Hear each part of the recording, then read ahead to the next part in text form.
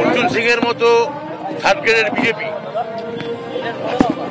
বাঙালি বা বাংলা ভাষা শুনলে মারতে আসবে, এ তো জানা কথা।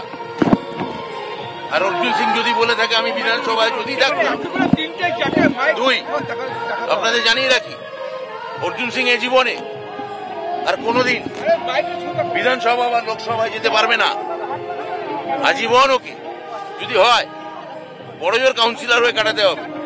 বিধানসভায় যদি থাকতাম, বিধানসভায় ঢোকার স্বপ্ন, লোকসভায় ঢোকার স্বপ্ন অর্জুন সিং এর শেষ।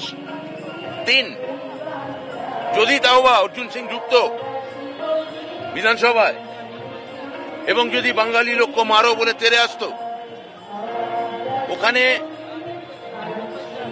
একটাই অ্যান্টিডোট হিসেবে যদি শুধুমাত্র ওর পাশের কেন্দ্র বিজপুরের সুবোধ অধিকারীকে দেখতো, তাহলে পবন পিতা বলুন, ওই পবন পুত্র বলুন, ল্যাজ গুটিয়ে কুই কুই করে হাত জোর করে বিধানসভা থেকে বেরিয়ে আবার নিজের ঘরে ঢুকে পড়ত।